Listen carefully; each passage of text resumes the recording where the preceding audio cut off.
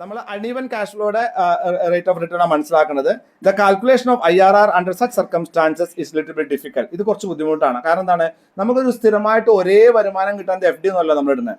അപ്പോൾ ബിസിനസ് ആകുമ്പോൾ വരുമാനങ്ങൾ കൂടാനും കുറയാനും സാധ്യതയുണ്ട്, ഇൻഫ്ലോ കൂടാനും ഔട്ട്ഫ്ലോ കൂടാനും കുറയാനും സാധ്യതയുണ്ട്. അപ്പോൾ അങ്ങനത്തെ സിറ്റുവേഷൻസിൽ എങ്ങനെയാണ് ഇത് കാൽക്കുലേറ്റ് ചെയ്യാന്നാണ് അടുത്ത തിയറിയിൽ പറയുന്നത്. In this case, trial and error procedure is followed to find out IRR. ഇതാണ് ശരിക്കും നോർമലായിട്ട് നമുക്ക് ഉപയോഗിക്കേണ്ടി വരുന്ന ഒരു മെത്തേഡ് ഇതാണ്. കാരണം ഇതെന്താണെന്ന് വെച്ചാൽ ഇതാണ് ആക്ച്വലി ഉണ്ടാകുന്നത്. കാരണം ഒരു റിട്ടേൺ നമുക്ക് ഗ്യാരണ്ടി റിട്ടേൺ അല്ല, ഒറിജിനൽ റിട്ടേൺ അത് തന്നെ വരണം നിർബന്ധമില്ല. റിട്ടേൺസ് കൂടുന്നതിനും കുറയുന്നതിനും സാധ്യതയുണ്ട്. അപ്പോൾ അതുകൊണ്ട് തന്നെ ഇതിൽ ട്രയൽ ആൻഡ് എറർ മെത്തേഡാണ് നമ്മൾ ഉപയോഗിക്കുന്നത്.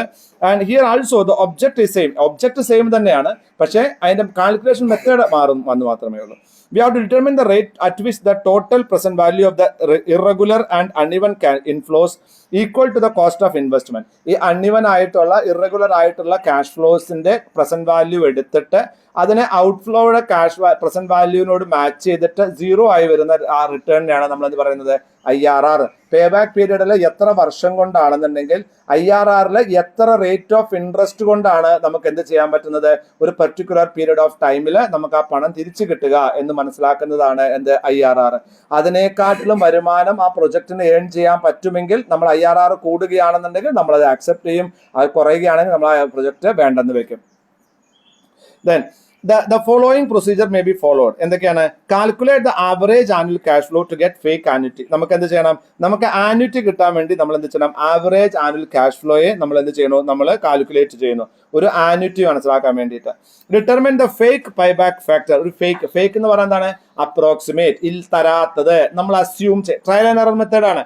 പല റേറ്റ് ഓഫ് റിട്ടേൺ നമുക്ക് അതിൽ മാച്ച് ചെയ്യേണ്ടി വന്നേക്കാം. അങ്ങനെ പല റേറ്റ് ഓഫ് റിട്ടേൺ മാച്ച് ചെയ്താലും നമുക്ക് എന്ത് ചെയ്യാം, നമുക്ക് അത് ചെയ്തിട്ട് നമ്മൾ എന്ത് ചെയ്യണം, പല റിട്ടേൺസ് നമ്മൾ ആന്വിറ്റി റിട്ടേൺസുമായിരിക്കും ഉപയോഗിക്കേണ്ടി വന്നേക്കാം. അത് ഉപയോഗിച്ചിട്ട് എക്സാക്ട്ലി ഏതാണോ നമുക്ക് വർക്ക് ചെയ്യുന്നത് അത് നമുക്ക് എടുക്കാം. കുറച്ചധികം കോംപ്ലക്സ് ആണ് നന്ദനായത് കേട്ടോ. Then calculate the average annual cash flow into fake annuity. Determine the fake and payback factor by dividing the initial outlay with the average annual cash flow. അപ്പോൾ നമ്മൾ എന്താ ചെയ്യണേ, അതിനുശേഷം നമ്മൾ എന്ത് ചെയ്യും, ഈ ഫേക്ക് പേ ബാക്ക് ഫാക്ടർ നമ്മൾ എന്ത് ചെയ്യും, ഇനീഷ്യൽ ഔട്ട്ലേ കൊണ്ട് ഡിവൈഡ് ചെയ്തിട്ട് നമ്മൾ ആവറേജ് ആനുവൽ ക്യാഷ് ഇൻഫ്ലോ കണ്ടെത്തും. Then locate the factor in compound PV table. ആ ഫാക്ടറിനെ കോമ്പൗണ്ട് PV ടേബിളിൽ കണ്ടെത്തും. എന്നിട്ട് എന്ത് ചെയ്യും, ആ ഫേക്ക് ആനുറ്റി ഫാക്ടർ നമ്മളൊരു ഫേക്ക് ആനുറ്റി ഫാക്ടർ എന്ന് പറഞ്ഞാൽ നമ്മൾ അപ്രോക്സിമേഷൻ ചെയ്യുന്നത് എന്നുള്ളതാണ്. അങ്ങനെ ഒരു അപ്രോക്സിമേറ്റ്, ഉദാഹരണം നമ്മൾ പറയുന്ന ഒരു ആനുറ്റി ഫാക്ടർ എന്ന് പറഞ്ഞാൽ നമ്മൾ എന്താണോ നമ്മൾ ആ ആനുറ്റി ഫാക്ടറിനെ നമ്മളവിടെ പോയി കണ്ടെത്തും, കോമ്പൗണ്ട് PV ടേബിളിൽ ആ വർഷത്തേക്ക് കണ്ടെത്തും. അത് കണ്ടിട്ട് നമ്മൾ എന്ത് ചെയ്യും, അതിനെ ഫേക്ക് IRR കണ്ടെത്തും. Then calculate the present value of cash inflow at the fake rate in determined above and compare the total present value of cash inflow with the cost of investment. If NPV is positive, a higher rate should be tried to calculate NPV conveniently. Conversely, if net present value is negative, a lower rate should be tried. അപ്പോൾ നമ്മൾ അതായത് നമുക്കൊരു annuity rate ഉണ്ടാവില്ല.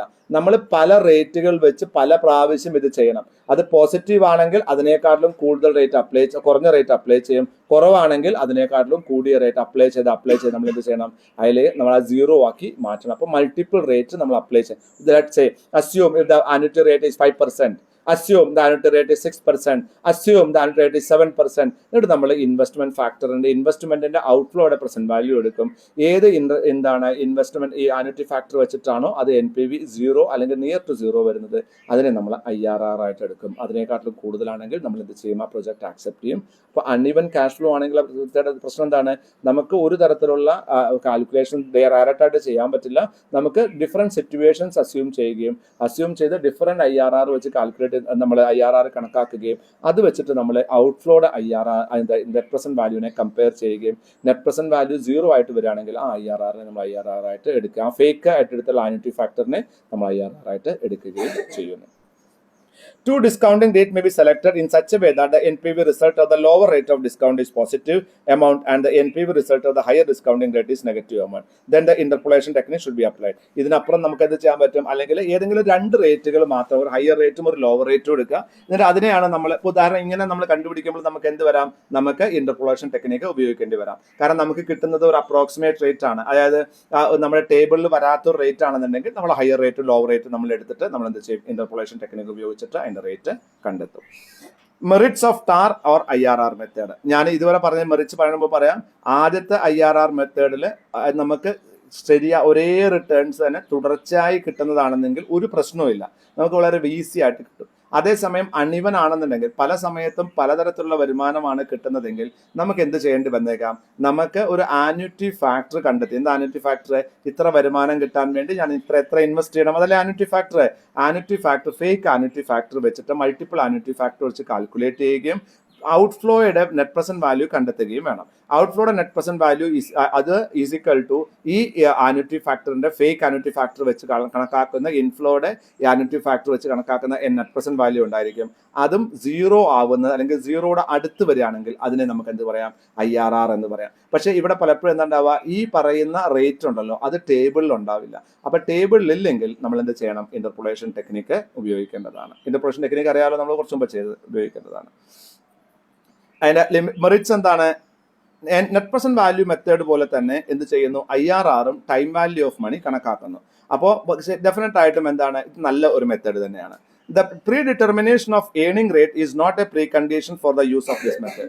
നമുക്ക് already ഒരു earning rate തരണം എന്ന് നിർബന്ധമില്ല. അപ്പൊ നമ്മൾ 5% വെച്ച് കണ്ടെത്തും, 6% വെച്ച് കണ്ടെത്തും, 8% വെച്ച് കണ്ടെത്തും. എവിടെയാണോ നമുക്ക് സീറോയുടെ അടുത്ത് വരുന്ന ആ റേറ്റ് ഓഫ് റിട്ടേൺ നമ്മുടെ അപ്രോക്സിമേറ്റ് റേറ്റ് ആയിട്ട് കണക്കാക്കും. അതൊരു എക്സാക്ട് ആയിട്ട് ടേബിൾ ഇല്ലാത്ത PV കോമ്പൗണ്ട് ടേബിൾ ഇല്ലാത്ത റേറ്റ് ആണെങ്കിൽ നമ്മൾ എന്ത് ചെയ്യും? ഹയർ റേറ്റും ലോവർ റേറ്റ് എടുത്തിട്ട് ഇന്റർപോളേഷൻ വെച്ചിട്ട് റേറ്റ് കണ്ടെത്തും. അത്രയേ ഉള്ളൂ ഇതിന്റെ കണക്ക്, വേറെ ഒന്നുമില്ല. അതായത് ഒരു പ്രൊജക്ട് തരുമ്പോൾ എത്ര ശതമാനം വരുമാനം എന്ന് പറയുന്നില്ല. അപ്പൊ നമ്മൾ എന്ത് കണ്ടെത്തും? നമ്മൾ അപ്രോക്സിമേറ്റ് ആയിട്ട് ചില റിട്ടേൺസ് ആദ്യം നമ്മൾ ഔട്ട്ഫ്ലോയുടെ നെറ്റ് പ്രസന്റ് വാല്യൂ കണ്ടെത്തി വെക്കും. ആ ഔട്ട്ഫ്ലോയുടെ നെറ്റ് പ്രസന്റ് വാല്യൂ കണ്ടെത്തി വെക്കാൻ വേണ്ടി അപ്രോക്സിമേറ്റ് റേറ്റുകൾ എടുക്കും. 5%, 8%, 10%, 12% ഒക്കെ എടുത്ത് നമ്മൾ കാൽക്കുലേറ്റ് ചെയ്ത് നോക്കും.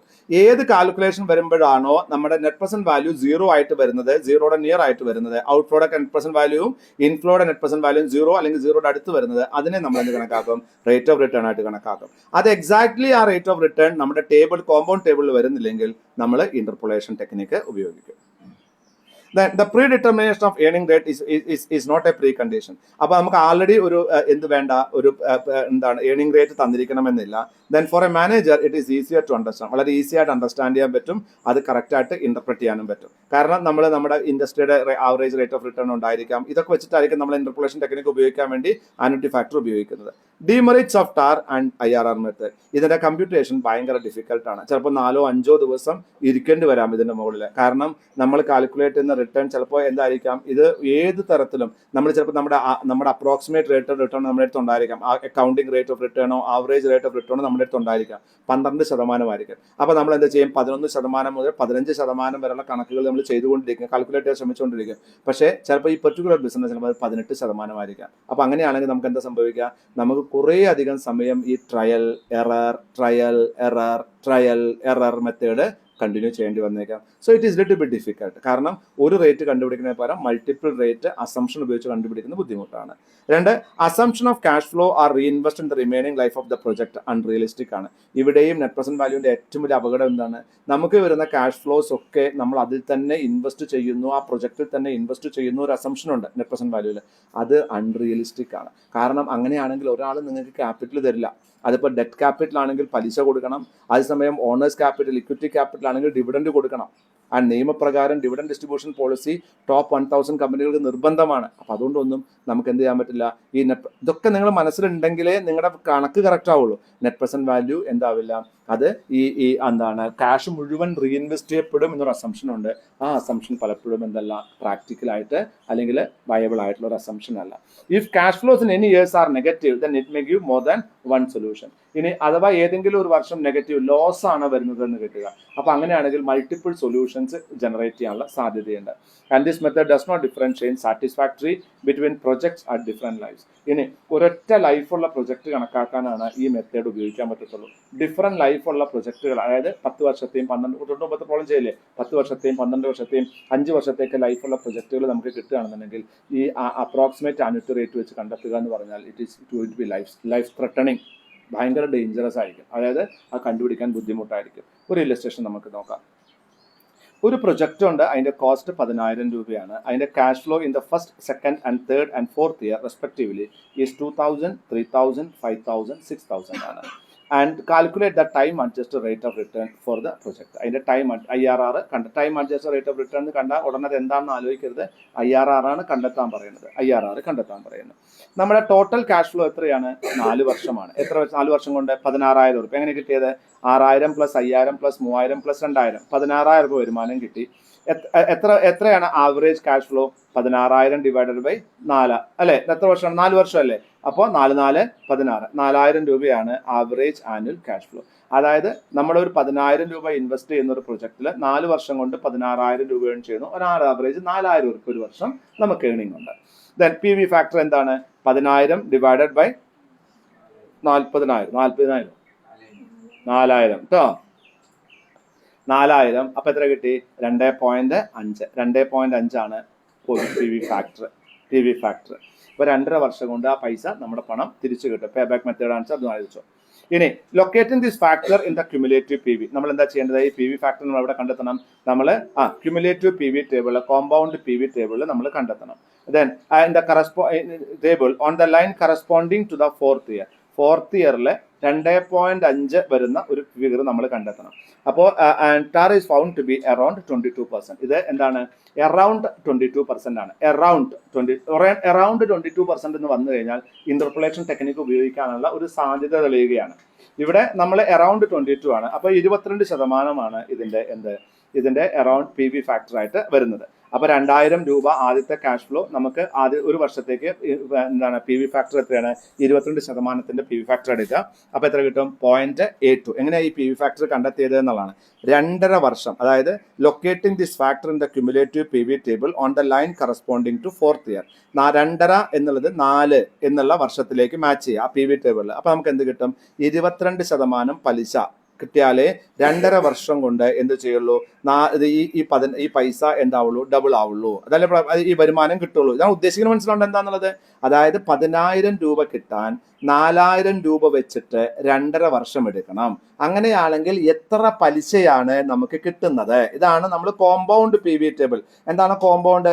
സിമ്പിൾ PV ടേബിളും ഉണ്ട്, കോമ്പൗണ്ട് PV ടേബിളും ഉണ്ട്. കോമ്പൗണ്ട് ഇൻട്രസ്റ്റ് പ്രകാരം 22% പലിശ കിട്ടുകയാണെങ്കിൽ 2.5 വർഷം കൊണ്ട് ഈ പണം എത്രയാകും? 4,000 രൂപ 10,000 രൂപയാകും. അതാണ് നമ്മൾ മനസ്സിലാക്കുന്നത്. അപ്പൊ നമ്മൾ എന്ത് കണക്കാക്കണം? ഈ 4,000 രൂപ 10,000 രൂപയാകാൻ 2.5 വർഷം കൊണ്ട് എത്ര ഇൻട്രസ്റ്റ് ആണ് കിട്ടുക എന്നുള്ളത് കോമ്പൗണ്ട് PV ടേബിളിൽ 22% പലിശ കിട്ടുമെന്ന് കാണിച്ചിട്ടുണ്ടാകും. ഈ 22% പലിശ മനസ്സിലായോ? ഞാൻ ഈ പറഞ്ഞ കോമ്പൗണ്ട് PV ടേബിൾ എന്നൊക്കെ പറയുമ്പോൾ എന്താണെന്ന് മനസ്സിലാവുന്നുണ്ടോ? കോമ്പൗണ്ട് പ്രസന്റ് വാല്യൂ ടേബിൾ 4,000 രൂപ വെച്ചിട്ട് ഒരു വർഷം കിട്ടുകയാണെന്നുണ്ടെങ്കിൽ ഡിസ്കൗണ്ടഡ് ക്യാഷ് ഫ്ലോ മെത്തേഡിൽ എത്ര വർഷം കൊണ്ട് അത് 10,000 രൂപയാകും? 22% പലിശ വെച്ചിട്ട് 2.5 വർഷം കൊണ്ട് അത് 10,000 രൂപയാകും. ആ 22% കണ്ടെത്താൻ വേണ്ടിയിട്ടാണ് നമ്മൾ ഇവിടെ പോയത്? കോമ്പൗണ്ട് PV ടേബിളിൽ പോയത്. അപ്പൊ 22% ആണെന്നുണ്ടെങ്കിൽ ആദ്യത്തെ വർഷത്തെ ക്യാഷ് ഫ്ലോ എത്രയാ? 2,000 രൂപ. ഒരു വർഷത്തെ നമ്മൾ എന്തെടുക്കുന്നു? PV ഫാക്ടർ കണ്ടെത്തുന്നു. അത് എത്രയാണ്? 0.820. അപ്പൊ ആദ്യത്തെ വർഷത്തെ 2,000 രൂപയുടെ വില എത്രയാണ്? 1,640. രണ്ടാമത്തെ വർഷത്തെ എത്രയാണ്? 3,000. അത് 2 വർഷത്തെ 22% PV ടേബിൾ കണക്കാക്കുക 0.672. അങ്ങനെ PV ടേബിൾ വെച്ച് കണക്കാക്കി നോക്കുമ്പോൾ നമുക്ക് ടോട്ടൽ PV എത്ര വരും? 9.117. So at the total as the total present value of the cash flow is 22% is less than the cost of investment. Cost of investment നെക്കാട്ടിലും കുറവാണ് എന്ത്? ഈ PV ടേബിളിൽ കാണിക്കുന്ന 2.5% എന്നുള്ളത് കൊണ്ട് ഈ പ്രൊജക്ട് നമുക്ക് less than the cost of investment, the TAR must be below 20%. As the total present value of the cash inflows at 22% is less than the cost of investment, the TAR must be below 22%. Because the difference between these figures are quite large, so we take out the next trial at 16%. നമ്മൾ എന്താ ചെയ്യുന്നത്? ഇവിടെ 0 ആകുന്നില്ല. നമ്മൾ എന്ത് ചെയ്യുന്നു? നമ്മൾ 16% എടുത്തു കൊടുക്കുന്നു. 22% കുറവായിരിക്കണം എന്ത്? ഈ ഇന്റർപോളേഷൻ ടെക്നിക്ക് വെച്ചിട്ട് ആ 22% കുറവായിരിക്കണം അതിന്റെ PV ഫാക്ടർ. അപ്പൊ നമ്മൾ 16% എടുക്കുന്നു.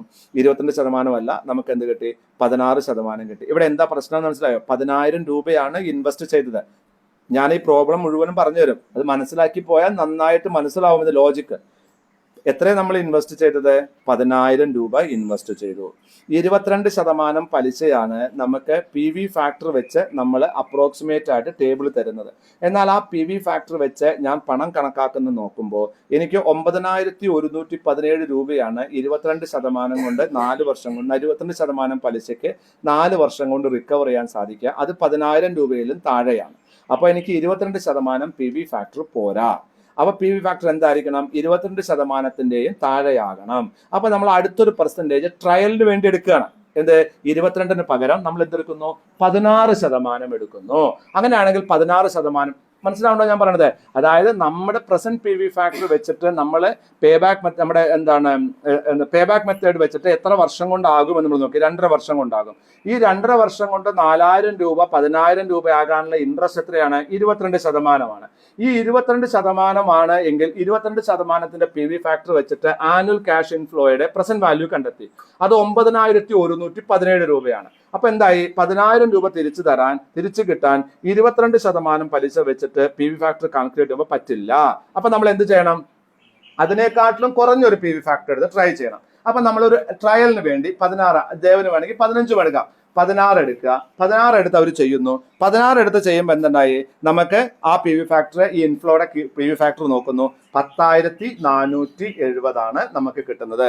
ഇറ്റ് ഈസ് അപ്രോക്സിമേറ്റ്ലി എന്ത് ചെയ്യുന്നു? അടുത്താണ്. അപ്പൊ നമ്മൾ എന്ത് ചെയ്യണം? 22-ന്റെയും 16-ന്റെയും ഇടയിലുള്ള ഏതോ ഒരു എമൗണ്ട് ആയിരിക്കാം ഇതിന്റെ എമൗണ്ട് എന്ന് നമ്മൾ പെർസെൻറ്റേജ് ആയിരിക്കാം ഇതിന്റെ പെർസെൻറ്റേജ് എന്ന് നമ്മൾ അസ്യൂം ചെയ്യുന്നു. ഓക്കെ. അപ്പൊ നമ്മൾ എന്ത് ചെയ്യുന്നു? ഇന്റർപോളേഷൻ ഫോർമുലയിലേക്ക് ഈ ഫാക്ടറുകളെല്ലാം അപ്ലൈ ചെയ്യുന്നു. ഏറ്റവും ലോവസ്റ്റ് റേറ്റ് എത്രയാണ്? 16%. പ്ലസ് നമുക്ക് എന്താ വേണ്ടത്? V1 പറഞ്ഞ എന്താണ് അർത്ഥം? V1 PV factor of lower rate അല്ലേ? PV ഫാക്ടർ നമുക്ക് കിട്ടിയിട്ടുണ്ട്. എത്ര കിട്ടിയത്? 16-ന്റെ PV ഫാക്ടർ കിട്ടിയിട്ടില്ലേ? 10,470 നമ്മളായിട്ട് കിട്ടിയിട്ടില്ലേ? 10,470 മൈനസ് ഏതിന്റെയാണോ PV ഫാക്ടർ കണക്കാക്കേണ്ടത്? 10,000-ന്റെ. ഇപ്പൊ 10,470 minus 10,000 divided by PV factor of the lower minus PV factor of the higher rate of interest. 10,470 minus 9,117 into എന്താണ്? Lower rate minus higher rate. 22 minus 16. അപ്പൊ നമുക്ക് എത്ര കിട്ടി? 18.08% വരുമാനം കിട്ടുകയാണെന്നുണ്ടെങ്കിൽ അതാണ് ഇന്റേണൽ റേറ്റ് ഓഫ് റിട്ടേൺ. അതിനെക്കാട്ടിലും വരുമാനമുള്ള പ്രൊജക്ട് ആണെങ്കിൽ ആക്സെപ്റ്റ് ചെയ്യും, അല്ലെങ്കിൽ വേണ്ട. ക്ലിയർ ആണേ? ഇത് കണക്കാക്കിയത് മനസ്സിലാവും. ഒരു പ്രാവശ്യം പറയണം ഈ പ്രോബ്ലം ഒന്നുകൂടി ഞാൻ പറയാൻ വെച്ചാൽ ഒറ്റ പ്രാവശ്യം കൂടി ഞാൻ ഈ പ്രോബ്ലം പറയാം. ശ്രദ്ധിച്ച് മനസ്സിലാക്കുക. ആവശ്യമുള്ളത് പുസ്തകത്തിൽ എഴുതുക. ഈ പുസ്തകം നിങ്ങൾ ജീവിതകാലം പിന്നെ ഒരിക്കലും ഉപയോഗിക്കില്ല. പരീക്ഷ പാസ്സായ പിന്നെ ഈ പുസ്തകം ഉപയോഗിക്കില്ല. അത് കീറണമെങ്കിൽ കീറിക്കോ, എഴുതണമെങ്കിൽ എഴുതിക്കോ, മാറ്റണമെങ്കിൽ മാറ്റോ, എന്ത് വേണമെങ്കിൽ ചെയ്തോ. ചന്തക്കാരിയായിട്ട് ഐശ്വര്യമായിട്ട് ഈ പുസ്തകം വീട്ടിൽ കൊണ്ടാക്കുന്നത് ഒരു ഗുണവുമില്ല. അപ്പൊ അല്ല, എഴുതിക്കോ. ഇനി ലാപ്ടോപ്പും മൊബൈലൊക്കെ ആണെങ്കിൽ മൊബൈലിലും ഇതൊക്കെ എഴുതാനുള്ള സംവിധാനങ്ങളുണ്ട്. ആ സംവിധാനങ്ങൾ ഉപയോഗിക്കൂ മാക്സിമം. കാരണം ഞാനിപ്പോൾ പറഞ്ഞതൊക്കെ ശരിയെന്ന് തോന്നും. വീട്ടിൽ പോയിട്ട് ഈ ശരിയൊന്നും ഓർമ്മ ഉണ്ടാവില്ല. അപ്പോൾ ഒന്നും മനസ്സിലാവില്ല. Illustration number 8. പ്രൊജക്ടിന്റെ കോസ്റ്റ് എത്രയാണെന്നാ പറഞ്ഞേ? 10,000. അതിന്റെ ക്യാഷ് ഇൻഫ്ലോ എങ്ങനെയാണ്? ഓരോ വർഷം 4 വർഷത്തെ ക്യാഷ് ഇൻഫ്ലോയുടെ 4 വർഷം തന്നിട്ടുണ്ട്. 2,000, 3,000, 5,000, 6,000. ഇതിന്റെ time adjusted rate of return ആണ് നമുക്ക് കണ്ടെത്തേണ്ടത്. IRR ആണ് കണ്ടെത്തേണ്ടത്. ഇവിടെ നമുക്ക് എത്ര വരുമാനം കിട്ടുന്ന പ്രൊജക്റ്റ് ആണ് ഇതെന്ന് പറഞ്ഞിട്ടില്ല. അതുകൊണ്ട് തന്നെ നമുക്ക് എന്ത് കണക്കാക്കണം? അതിന്റെ PV ഫാക്ടർ നമുക്ക് കണക്കാക്കിയേ പറ്റുള്ളൂ. അതിന്റെ റേറ്റ് നമുക്കറിയില്ല. ടോട്ടൽ ക്യാഷ് ഇൻഫ്ലോ 16,000 രൂപയാണ്. അത് 4 വർഷം കൊണ്ടാണ് കിട്ടുന്നത്. അതുകൊണ്ട് തന്നെ അതിന്റെ ആവറേജ് ക്യാഷ് ഇൻഫ്ലോ എന്ന് പറയുന്നത് 4,000 രൂപയാണ്. 4,000 രൂപ വെച്ചിട്ട് 10,000 രൂപ തിരിച്ചു കിട്ടാൻ എത്ര വർഷം എടുക്കണമെന്ന് നോക്കുമ്പോൾ PV ഫാക്ടർ കിട്ടും 2.5 വർഷം. അപ്പൊ 2.5 വർഷം കൊണ്ട് 4,000 രൂപ 10,000 രൂപയാകാനുള്ള പലിശ ടേബിളിൽ നോക്കുമ്പോൾ നമുക്ക് കിട്ടുന്നത് 22% പലിശയാണ്. ഈ 22% പലിശ വെച്ചുകൊണ്ട് നമ്മൾ എന്ത് ചെയ്യുന്നു? 1, 2, 3, 4 വർഷത്തെയും നമ്മൾ എന്ത് ചെയ്യുന്നു? PV ഫാക്ടർ കൊണ്ട് മൾട്ടിപ്ലൈ ചെയ്യുന്നു ആ ഒരു ക്യാഷ് ഫ്ലോയെ. അങ്ങനെ കാൽക്കുലേറ്റ് ചെയ്ത് നോക്കുമ്പോൾ നമ്മൾ 1-ാമത്തെ വർഷത്തെയും 2-ാമത്തെ വർഷത്തെയും 3-ാമത്തെ വർഷത്തെയും 4-ാമത്തെ വർഷത്തെയും ക്യാഷ് ഇൻഫ്ലോയെ നമ്മൾ 22%-ന്റെ PV ഫാക്ടർ ടേബിൾ വെച്ച് PV ഫാക്ടർ കൊണ്ട് മൾട്ടിപ്ലൈ ചെയ്യുമ്പോൾ നമുക്ക് കിട്ടുന്നത് 9,117 ആണ്. അതായത് കോസ്റ്റ് ഔട്ട്ഫ്ലോയും ഇൻഫ്ലോയും 0 ആകുന്നില്ല, നിയർ ടു 0 ആകുന്നില്ല. സോ 22% പലിശ നമുക്ക് കിട്ടില്ല. നമുക്ക് കിട്ടേണ്ടത് എത്രയാണ് കിട്ടാൻ സാധ്യതയുള്ളത്, അതിന്റെ ലോവർ ആയിട്ടുള്ള ഒരു ഇൻട്രസ്റ്റ് റേറ്റ് നമ്മൾ കൺസിഡർ ചെയ്യുന്നു. നമ്മളൊരു അപ്രോക്സിമേഷന് വേണ്ടി 16 കൺസിഡർ ചെയ്യുന്നു. ഇനി ബ്രിജിത്ത 17 കൺസിഡർ ചെയ്യുകയാണെങ്കിൽ കൺസിഡർ ചെയ്യാം. അപ്പോൾ നിയറസ്റ്റ് ആയിട്ട് എത്തുന്നില്ലെങ്കിൽ അല്ലെങ്കിൽ നിയറസ്റ്റ് ആയിട്ട് നിങ്ങൾക്ക് തോന്നുന്നുണ്ടെങ്കിൽ നിങ്ങൾക്ക് ഇന്റർപോളേഷൻ ചെയ്തിട്ട് റേറ്റ് കണ്ടുപിടിച്ച് വെക്കാം. പക്ഷെ നമ്മളിവിടെ 16 ഇവർ ട്രൈ ചെയ്യുന്നത്. 16 അവർ ട്രൈ ചെയ്യുമ്പോൾ അവർക്ക് 10,470 കിട്ടുന്നു.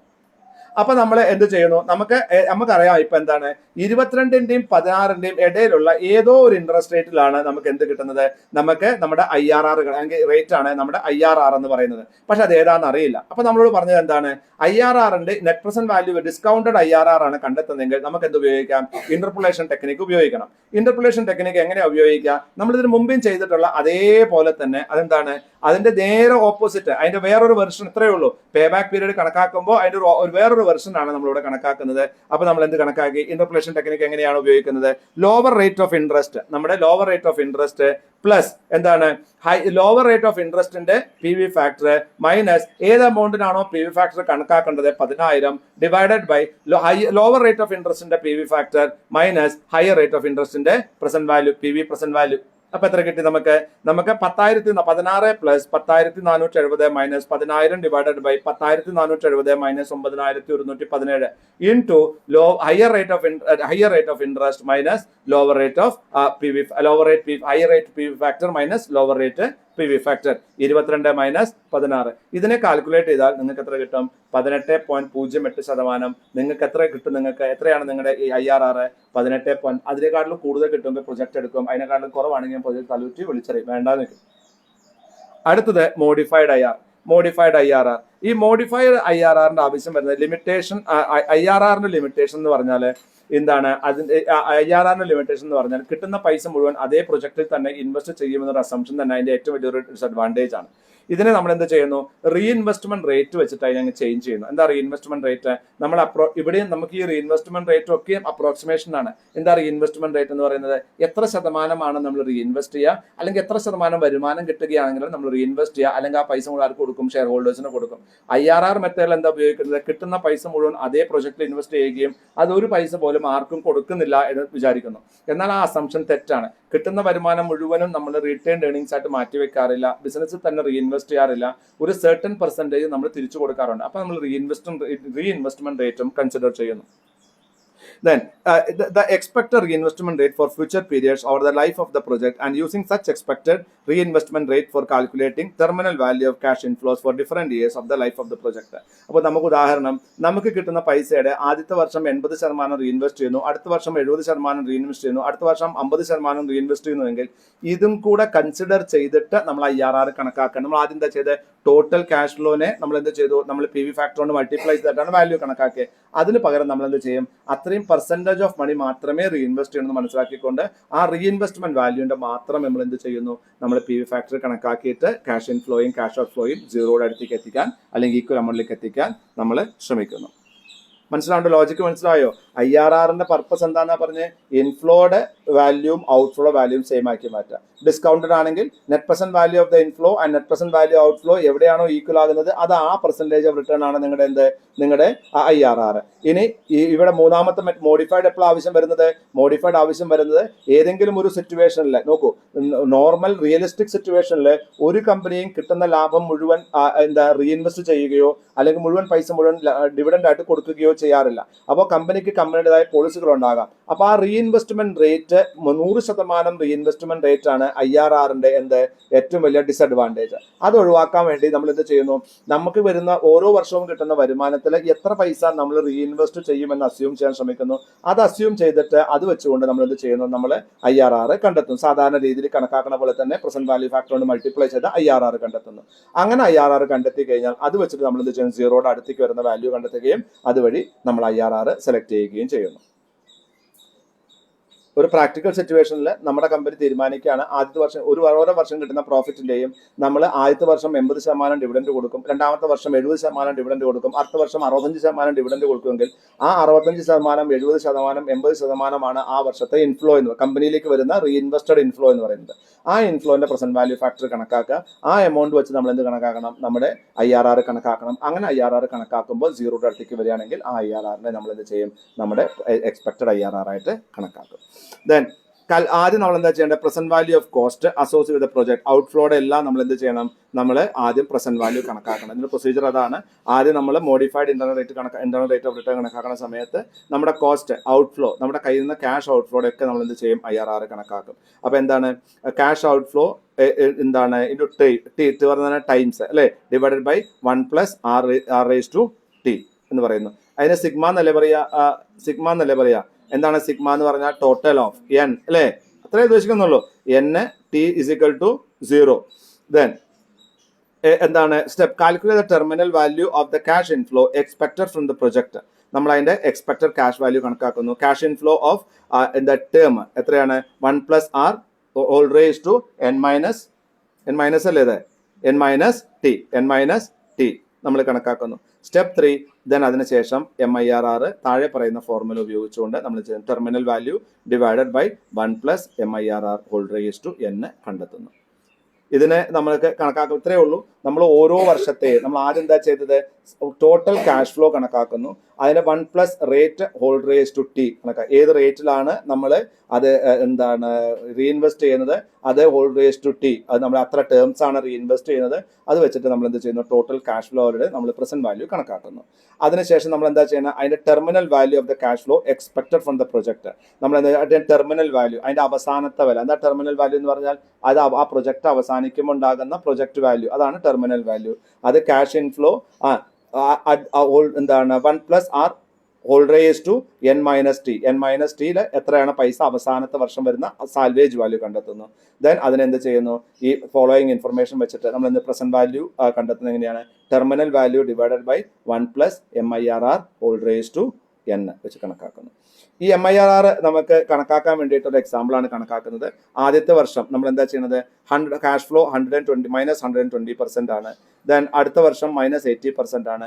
അടുത്ത വർഷം 20% ആണ്. അടുത്ത വർഷം 60% അടുത്ത വർഷം 80, 100, 120. So the cost of capital 15% കരുതട്ടെ. അങ്ങനെയാണെങ്കിൽ എത്ര ശതമാനം പലിശയാണ് നമുക്ക് കിട്ടിയിട്ടുണ്ടാവുക എന്നാണ് പറയുന്നത്? 120 + 80 എന്താണ്? ഇത് വിൽ ബി 120 + 80 ഡിവൈഡഡ് ബൈ 1.15. എങ്ങനെ കണക്കാക്കിയത്? അതെങ്ങനെ കണക്കാക്കിയേ? ഒരു minute. 80 120 120 80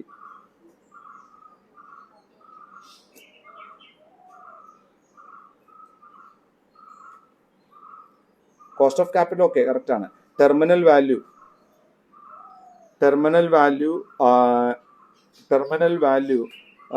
Srivastava, the project that has the following cash flow statement in it. Cash flow 120 80 60 20 80 160 260 60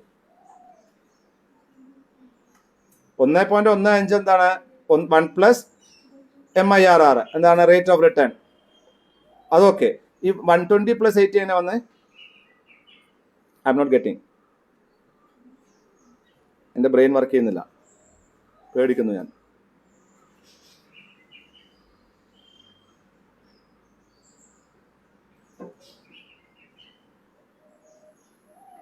Cost of capital is 15%. The percent value of cost will be 120 + 80 divided by 1.15 is equal to 189.6. ആ ഒരു equation, അതെന്താ equation? എനിക്ക് മനസ്സിലാവുന്നില്ല. 120 - 80 200 60 80 100 80 160 260 360 200 380 380 - 200 180. പ്രോഫിറ്റും ലോസും കൂടിയാണ് നമ്മൾ നോക്കേണ്ടത്. അതാണ് നമ്മൾ നോക്കുന്നത്. വേറൊരു കോസ്റ്റും തന്നിട്ടില്ല. അപ്പോൾ അതുകൊണ്ടാണ് ഞാൻ 120 + 80 എവിടുന്ന് കണ്ടെത്തിയെന്ന് ഞാൻ അന്വേഷിക്കുന്നത്. 120 80 ലോവർ റേറ്റും ഹയർ റേറ്റും ആണെങ്കിലും അതിന്റെ കോസ്റ്റ് നമുക്ക് തന്നിട്ടില്ല. 15% പലിശയിൽ ഇപ്പൊ lower plus higher divided by 1+R⁻T ആണെങ്കിൽ അതും തെറ്റാണ്. അത് പറഞ്ഞു. അതെനിക്ക് വേണ്ടതും എനിക്ക് കിട്ടുന്നില്ല. റിലേ വഴിയായിരിക്കും. അതൊക്കെ മനസ്സിലായി. 120 ശരി.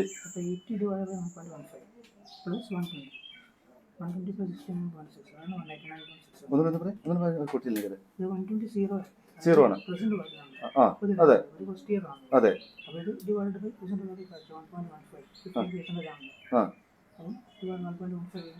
15% എവിടെ കൺസെപ്റ്റില്? ക്വസ്റ്റൻ ഇല്ലല്ലോ, ഉണ്ടോ? ആ അതുണ്ട് അല്ലേ. ആ അത് കോസ്റ്റ് ഓഫ് ക്യാപിറ്റൽ 15% ആണ്.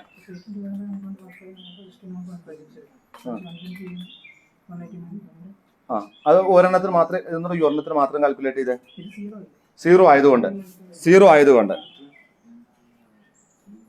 ദ പെർസെന്റ് വാല്യൂ ഓഫ് കോസ്റ്റിന്റെ പെർസെന്റ് വാല്യൂ ആണ്. അതായത്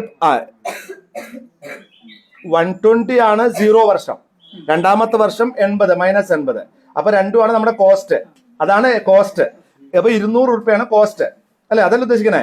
120 പ്ലസ് 80 200 ഡിവൈഡഡ് ബൈ 1. അതെ അതാണ് ശരിക്കും 120 പ്ലസ് 80 അപ്പൊ എത്രയായി? 200 ഡിവൈഡഡ് ബൈ 1 പ്ലസ് 1 പ്ലസ് അതന്നല്ലേ വന്നത് പറയും. 120 പ്ലസ് 80 അല്ലേ വന്നത്. ആദ്യത്തെ വർഷം 120 ഇൻവെസ്റ്റ് ചെയ്തു, രണ്ടാമത്തെ വർഷം 80 ഇൻവെസ്റ്റ് ചെയ്തു. ആ എടുക്കണ്ട 80. അതിന്റെ പെർസെന്റ് വാല്യൂ എവിടെ കൺവേർട്ട് ചെയ്ത്?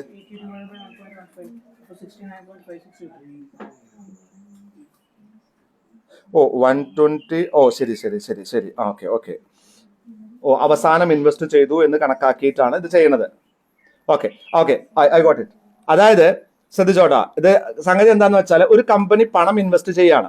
ആദ്യത്തെ വർഷം 120 ഇൻവെസ്റ്റ് ചെയ്യുന്നു, രണ്ടാമത്തെ വർഷം 80 ഉറുപ്പ് ഇൻവെസ്റ്റ് ചെയ്യുന്നു. ആദ്യത്തെ വർഷം ഇൻവെസ്റ്റ് ചെയ്യുന്നത് നമ്മൾ ആ മറ്റേ തിയറിയാണ്, എന്ത് ഇയർ 1 ഗുഡ്, എനിക്ക് കിട്ടിയില്ല അത് പെട്ടെന്ന്. ഇയറിന്റെ ആദ്യം ഇൻവെസ്റ്റ് ചെയ്യുന്നതും ഇയറിന്റെ അവസാനം ഇൻവെസ്റ്റ് ചെയ്യുന്നതും തമ്മിലുള്ള വ്യത്യാസമാണ്.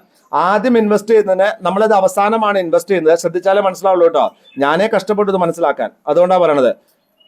120 രൂപ ആദ്യത്തെ വർഷം ഇൻവെസ്റ്റ് ചെയ്തു, അത് പക്ഷേ 0 വർഷമാണ്, അതിന് പ്രസന്റ് വാല്യൂ ഫാക്ടർ ഇല്ല. എന്തുകൊണ്ടില്ല? കാരണം അത് അവസാനമാണ് ഇൻവെസ്റ്റ് ചെയ്ത് നമ്മൾ അസ്യൂം ചെയ്യാണ്. രണ്ടാമത്തെ വർഷം നമ്മൾ 80 രൂപ ഇൻവെസ്റ്റ് ചെയ്തു, അതിന്റെ പ്രസന്റ് വാല്യൂ ഫാക്ടർ എത്രയാണ്? 1.15. അപ്പൊ നമ്മൾ എന്ത് ചെയ്തു? നമ്മൾ 120 plus 80 divided by 1.15 is equal to 189.6. അതാണ് ആ കോസ്റ്റിന്റെ പ്രസന്റ് വാല്യൂ ഫാക്ടർ. കോസ്റ്റ് ഇവിടെ അസംഷൻ എന്താണ്? 120 ഉറുപ്പ്യ പ്ലസ് 80 ഉറുപ്പ്യാണ് ആ പ്രൊജക്റ്റിൽ നമ്മൾ ഇൻവെസ്റ്റ് ചെയ്ത പൈസ. അതായത് മൈനസ് എന്ന് പറയാൻ എന്താണ് അർത്ഥം? നമ്മുടെ കയ്യിൽ നിന്ന് കൊടുത്ത പൈസ എന്നാണ് അർത്ഥം ആ പ്രൊജക്റ്റിന് വേണ്ടി. 0 വർഷവും 1 വർഷവും. മൂന്നാമത്തെ വർഷം മുതൽ നമുക്ക് എന്ത് കിട്ടാൻ തുടങ്ങി? രണ്ടാമത്തെ വർഷം എന്ത് കിട്ടാൻ തുടങ്ങി? നമുക്ക് ലാഭം കിട്ടുന്നതിന് സ്റ്റാർട്ട് ചെയ്തു. മനസ്സിലായോ? ലാഭം കിട്ടുന്നതിന് സ്റ്റാർട്ട് ചെയ്തു. ആ ഒരു അസംഷനാണ് നമ്മൾ മനസ്സിലാക്കേണ്ടത്. അതായത് ആദ്യത്തെ വർഷവും രണ്ടാമത്തെ വർഷവും കയ്യിൽ നിന്ന് പണം ഇറക്കി, അതുകൊണ്ടാണ് മൈനസ് 120 മൈനസ് 80. ആദ്യത്തെ വർഷത്തിന് നമുക്ക് പ്രസന്റ് വാല്യൂ കണക്കാക്കേണ്ട, 0 ആണ്, 0 വർഷമാണ്. രണ്ടാമത്തെ വർഷത്തിന് പ്രസന്റ് വാല്യൂ ഫാക്ടർ കണക്കാക്കണം. അപ്പൊ 120 പ്ലസ് 80 പ്രസന്റ് വാല്യൂ ഫാക്ടർ 1.15. അപ്പൊ എത്ര കിട്ടി നമുക്ക്? 120 plus 80 divided by 1.15. 120 plus 80 divided by 1.15. അങ്ങനെയാണ് 200 അല്ല കണക്കാക്കണ്ടേ. ആദ്യം 80 ഡിവൈഡഡ് ബൈ 80 മാത്രമല്ലേ പ്രസന്റ് വാല്യൂ ഫാക്ടർ കണക്കാക്കണ്ടു. 80 ഡിവൈഡഡ് ബൈ 120 പ്ലസ് 80 വേണ്ട, 120 വെട്ടുക. 80 ഡിവൈഡ് ബൈ 1.15. ഒരു വർഷം അതല്ലേ ഉപയോഗിച്ചിട്ടുള്ളൂ, ആ പൈസ ഉപയോഗിച്ചിട്ടുള്ളൂ. അത് പ്ലസ് 120, അപ്പൊ എത്ര കിട്ടും? അതന്നെ കിട്ടി. പ്രസന്റ് വാല്യൂ, കോസ്റ്റിന്റെ പ്രസന്റ് വാല്യൂ കിട്ടി, ഇൻവെസ്റ്റ്മെന്റ് വാല്യൂ കിട്ടി നമുക്ക്. അതാണ് ഇൻവെസ്റ്റ്മെന്റ് വാല്യൂ, അതാണ് ഇൻവെസ്റ്റ് ചെയ്ത പൈസ. ആ പൈസയാണ് ഇൻവെസ്റ്റ്. ഇനി നമുക്ക് അതിന് കിട്ടുന്ന വരുമാനമാണ് 20, 60, 80, 100, 120 എന്നൊക്കെ ഉള്ളത്. ഇനി ഇത് ടെർമിനൽ വാല്യൂ കണ്ടത്. എന്താ ടെർമിനൽ വാല്യൂ? ഈ പ്രൊജക്ട് അവസാനിക്കുന്ന സമയത്ത് നമ്മുടെ കയ്യിൽ എത്ര പൈസ ഉണ്ടാകും. ഇതില് 20 എന്ന് പറയുന്ന പൈസ നമ്മൾ എത്ര കൊല്ലം ഉപയോഗിച്ചിട്ടുണ്ടാവും? നമ്മൾ ഈ പണം മുഴുവൻ അവിടെ ഇൻവെസ്റ്റ് ചെയ്യുകയാണെന്നുണ്ടെങ്കിൽ 20 നമ്മൾ 4 വർഷം ഉപയോഗിച്ചിട്ടുണ്ടാവും. 20 എത്രാമത്തെ വർഷം വരുന്നത്? രണ്ടാമത്തെ വർഷം.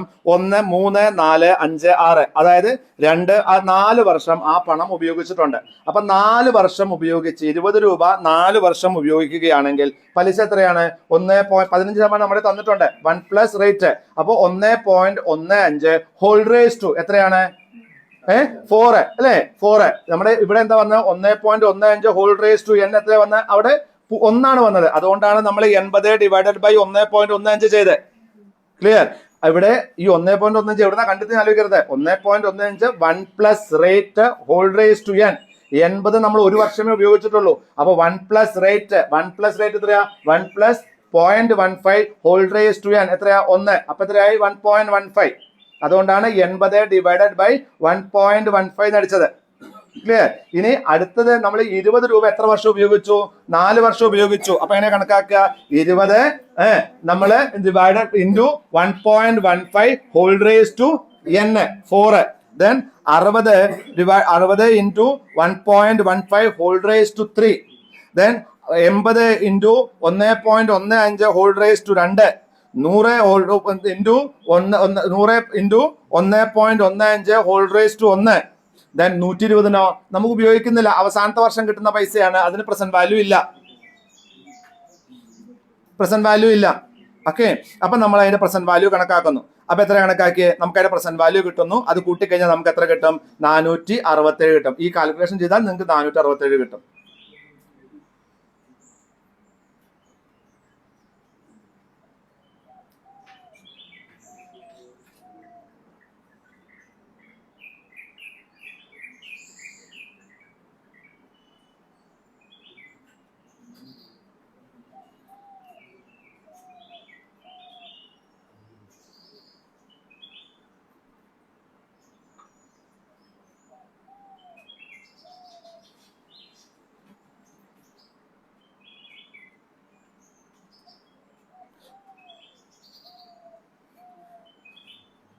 ഇതുവരെയുള്ള സ്റ്റെപ്പ് ഞാൻ ഒന്നുകൂടി പറയാം, ഈ പ്രോബ്ലം പറഞ്ഞിട്ട്.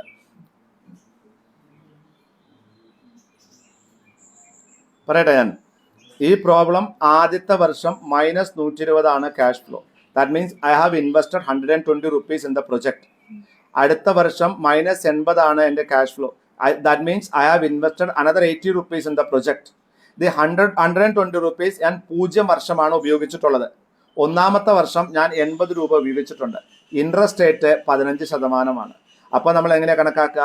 നമ്മുടെ കോസ്റ്റ് ഡിവൈഡഡ് ബൈ 1.15 അതാണ് നമ്മുടെ അതിന്റെ വാല്യൂ എന്ന് പറയുന്നത്. അപ്പൊ എന്ത് കിട്ടും? 120 പ്ലസ് 80 ഡിവൈഡഡ് ബൈ 1.15. അപ്പൊ നമുക്ക് എത്ര കിട്ടും? നമുക്ക് 189.6. അതാണ് നമ്മുടെ കോസ്റ്റിന്റെ വാല്യൂ. അതാണ് നമ്മൾ ഇൻവെസ്റ്റ് ചെയ്ത പൈസ. അതിന്റെ പ്രസന്റ് വാല്യൂ എത്രയാണ്? 189 റുപ്യ 60 പൈസയാണ് ഞാൻ ഈ പ്രൊജക്റ്റിൽ ഇൻവെസ്റ്റ്. 180 പകരം 189 റുപ്യ 26 പൈസ ഞാൻ ഇൻവെസ്റ്റ് ചെയ്തിട്ടുണ്ട്, ഇൻട്രസ്റ്റ് അടക്കം. ക്ലിയർ ആണ്?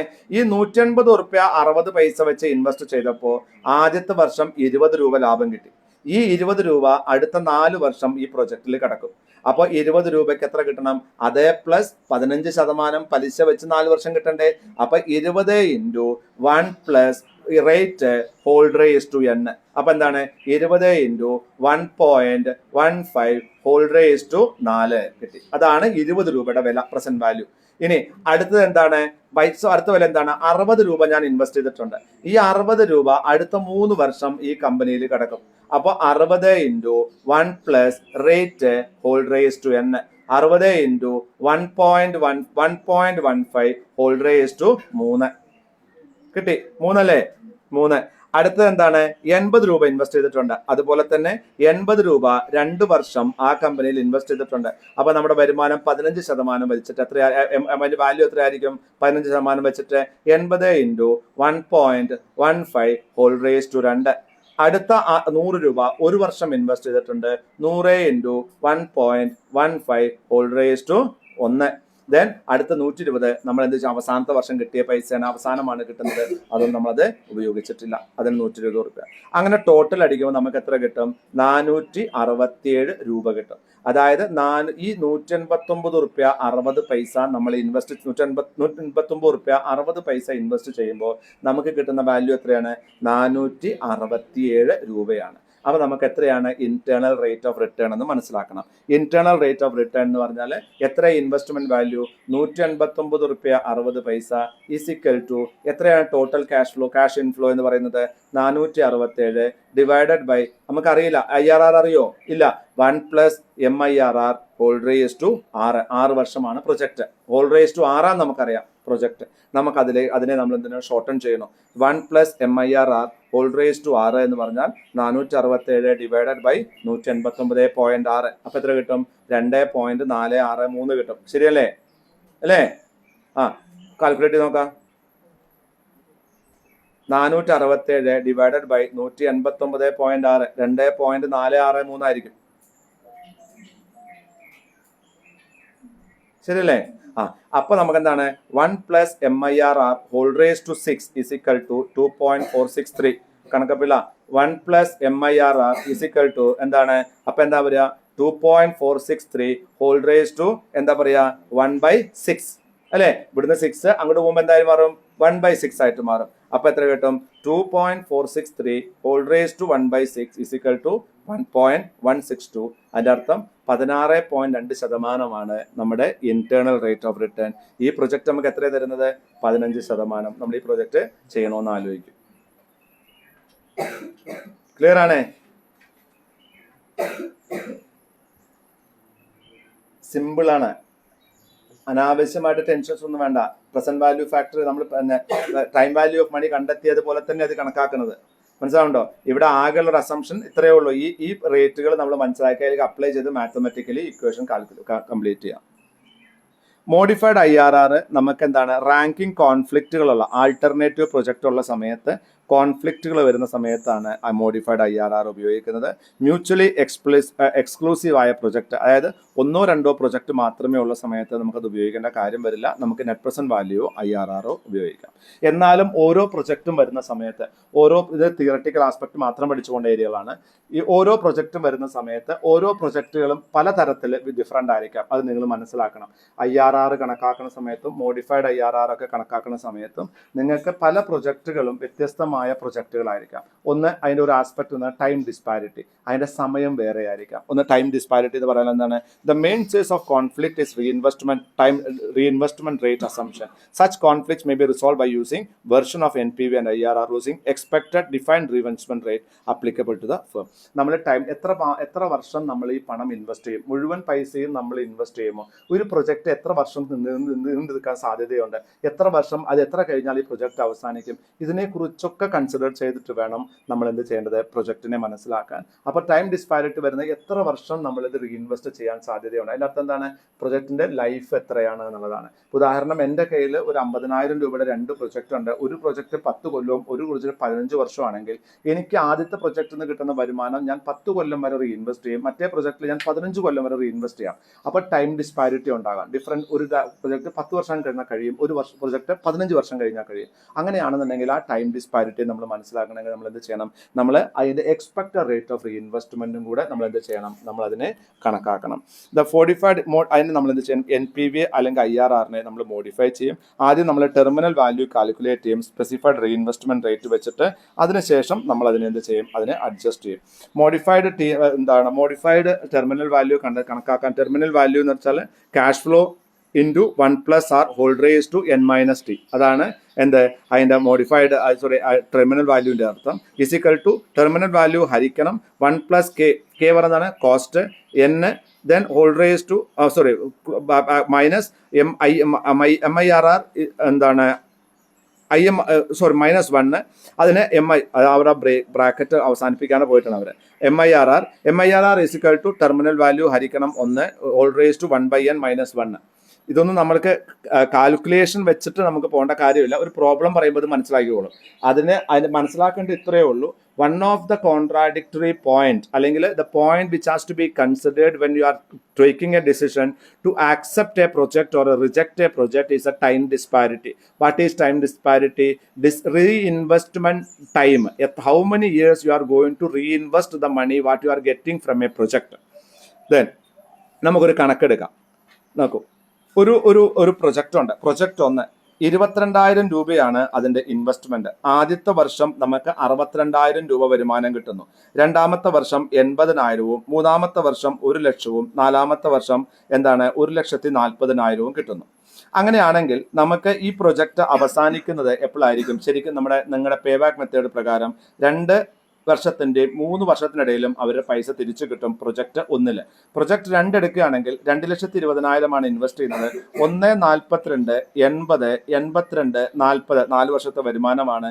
അങ്ങനെയാണെങ്കിൽ എന്ത് ചെയ്യും? രണ്ടാമത്തെ വർഷത്തിന് 1,42, 1,40, 8, 12, 1,40, 2,22. അതായത് കറക്റ്റായിട്ട് രണ്ടാമത്തെ വർഷം ഈ പ്രൊജക്ട് അവസാനിക്കും. അവസാനിക്കും? പേ ബാക്ക് ചെയ്യും. പ്രൊജക്ട് 2. ഇതാണ് നമ്മുടെ പേ ബാക്ക് പീരീഡ് പ്രകാരം ആ പ്രൊജക്ടിന്റെ നെറ്റ് പ്രസന്റ് വാല്യൂ. നമ്മൾ പ്രൊജക്ട് പേ ബാക്ക് പീരീഡ് കണ്ടെത്തി. 2 വർഷത്തിന് 3 വർഷത്തിനിടയിൽ രണ്ടാമത്തെ വർഷം അവസാനിക്കുന്നു. ദെൻ ഇതിന്റെ കോസ്റ്റ് ഓഫ് ക്യാപിറ്റൽ എത്രയാണ്? 10%. നെറ്റ് പ്രസന്റ് വാല്യൂ എത്രയാണ്? 10% വെച്ചിട്ട് 4 വർഷത്തെ പ്രൊജക്ടിന്റെ നെറ്റ് പ്രസന്റ് വാല്യൂ 73,226 ആണ്. അതേസമയത്ത് നമ്മൾ കണക്കാക്കുന്ന മെത്തേഡ് വെച്ച് കണക്കാക്കാൻ നമുക്കിത് കിട്ടും. അതിന് എത്രയാണ്? 62,628 രണ്ടാമത്തെ പ്രൊജക്ടിന്. ഈ 73 ഈ പർട്ടിക്കുലർ വാല്യൂസിനെ net present P V factor ആയിട്ട് മൾട്ടിപ്ലൈ ചെയ്തിട്ട് അതിന്റെ പ്രസന്റ് വാല്യൂ കണക്കാക്കി കഴിഞ്ഞാൽ നമുക്ക് എത്ര കിട്ടും? 73,226. അപ്പൊ ഇന്റേണൽ റേറ്റ് ഓഫ് റിട്ടേൺ നമ്മളിപ്പോൾ കാൽക്കുലേറ്റ് ചെയ്ത റേറ്റ് വെച്ച് കണക്കാക്കി പോവുകയാണെങ്കിൽ നമുക്ക് 22%, 25% IRR കിട്ടാൻ സാധ്യതയുള്ള പ്രൊജക്ടുകളാണ്. സോ നെറ്റ് പ്രസന്റ് വാല്യൂ നോക്കുകയാണെന്നുണ്ടെങ്കിൽ പ്രൊജക്ട് 1 ഏറ്റവും ബെസ്റ്റ്. പക്ഷേ IRR വെച്ച് നോക്കുകയാണെന്നുണ്ടെങ്കിൽ പ്രൊജക്ട് 2 ആയിരിക്കും ഏറ്റവും ബെസ്റ്റ്. അതായത് 73,226 net present value. Then IRR 22%. Net present value കൂടുതലാണ് പ്രൊജക്ട് എക്സിന്, പ്രൊജക്ട് 1ന്. നെറ്റ് പ്രസന്റ് വാല്യൂ കുറവാണ് ഇതിന്, പ്രൊജക്ട് 2ന്. അപ്പോൾ അത് ആക്സെപ്റ്റ് ചെയ്യും, പ്രൊജക്ട് 1 ആക്സെപ്റ്റ് ചെയ്യും. എന്നാൽ ഇന്റേണൽ റേറ്റ് ഓഫ് റിട്ടേൺ നോക്കുന്ന സമയത്ത് പ്രൊജക്ട് 1ന്റെ internal rate of return 22%. And രണ്ടാമത്തെ പ്രൊജക്ടിന്റെ ഇന്റേണൽ റേറ്റ് ഓഫ് റിട്ടേൺ 25%. അപ്പൊ ഞാൻ ഏത് ആക്സെപ്റ്റ് ചെയ്യും? പ്രൊജക്ട് 2 ആക്സെപ്റ്റ് ചെയ്യും. So if there is a conflict in result, the primary reason of such conflict is difference timing of cash inflow. ഇവിടുത്തെ ഏറ്റവും വലിയ പ്രശ്നം എന്താണ്? ഇതിന്റെ ഏറ്റവും വലിയ ഇഷ്യൂ ഞാൻ കുറച്ചു മുമ്പ് പറഞ്ഞ പ്രശ്നമാണ്. ചില പ്രൊജക്ടുകളിൽ ആദ്യത്തെ വർഷങ്ങളിൽ കൂടുതൽ വരുമാനവും അവസാന വർഷങ്ങളിൽ കുറച്ച് വരുമാനവും വരും. ചില പ്രൊജക്ടുകളിൽ ഒരേ ടൈം ഫ്രെയിം ഉള്ള കമ്പനി ആണെങ്കിൽ പോലും, 5 കൊല്ലം മാത്രം ലൈഫുള്ള ഒരു ബിസിനസ് ആണെങ്കിൽ പോലും അവരുടെ ഇൻകം സ്ട്രീമിന്റെ ആ ടൈമിംഗ് അനുസരിച്ചിട്ട് അവരുടെ IRR പ്രസന്റ് വാല്യൂ മാറാൻ സാധ്യതയുണ്ട്.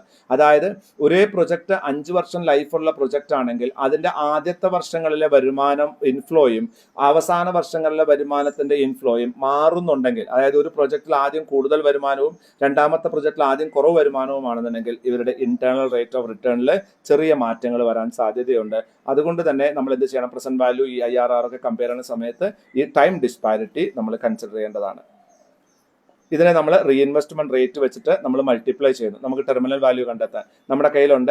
62,000 രൂപയാണ് ആദ്യത്തെ വർഷത്തെ വരുമാനം. 62,000 രൂപ നമ്മൾ എത്ര വർഷം ഇൻവെസ്റ്റ് ചെയ്യും? പ്രൊജക്ട് 4 വർഷത്തേക്കാണ്. സോ 3 വർഷം ഇൻവെസ്റ്റ് ചെയ്യും.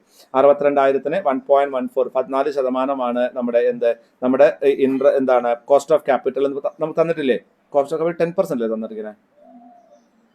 ഇത് 14% അപ്രോക്സിമേറ്റ് ചെയ്തിരിക്കുകയാണ് അല്ലേ? അപ്രോക്സിമേഷൻ ആണ്.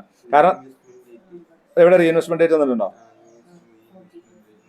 കണ്ടില്ല. അത് cost of capital example 25 using 14 approximation ആണ്. 14 റീഇൻവെസ്റ്റ്മെന്റ് റേറ്റ് എങ്കിൽ, അതാ ഞാൻ പറഞ്ഞത് 14 അപ്രോക്സിമേഷൻ ആണ്. 14 വെച്ചിട്ടാണ് കണക്കാക്കണതെങ്കിൽ terminal value of project 1 4,49,822, project 2 4,47,822. So അതിന്റെ മോഡിഫൈഡ് PV ആണെന്നുണ്ടെങ്കിൽ 4,49,822 ഹരിക്കണം 1 + 0.1 എന്ന cost of capital whole raise to 4. അപ്പൊ എത്ര വരണം? -2,20,000. അപ്പൊ എത്രയാണ്? 87,228 ആയിരുന്നു അതിന് വാല്യൂ, അഡീഷണൽ വാല്യൂ വരേണ്ടത്. 85,000 എത്രയാണ്? 562 ആയിരുന്നു അഡീഷണൽ വാല്യൂ വരേണ്ടത് അതിന്റെ പ്രൊജക്ട് 2ന്റെ. മോഡിഫൈഡ് IRR എത്രയാണ്? നമ്മൾ മോഡിഫൈഡ് IRR 4,49,822 എന്താണ് ടെർമിനൽ വാല്യൂ, -2,20,000 നമ്മുടെ ഇൻവെസ്റ്റ്മെന്റ്. അത് എത്ര വർഷത്തേക്കാണ് ഇൻവെസ്റ്റ് ചെയ്തത്? 4 വർഷത്തേക്കാണ് ഇൻവെസ്റ്റ് ചെയ്തത്. അപ്പോൾ ഒരു വർഷം നമുക്ക് എത്ര കിട്ടണം? 19.57% വരുമാനം കിട്ടുകയാണെങ്കിൽ ആ പ്രൊജക്ട് നമ്മൾ ആക്സെപ്റ്റ് ചെയ്യും. മോഡിഫൈഡ് IRR നമ്മൾ 4,47,822 ആണ് അതിന്റെ ടെർമിനൽ വാല്യൂ. ഹരിക്കണം എത്രയാണ്? 2,20,000 എന്താണ് നമ്മുടെ 2,20,000 എന്താണ് നമ്മുടെ ഇൻവെസ്റ്റ്മെന്റ് ആണ്.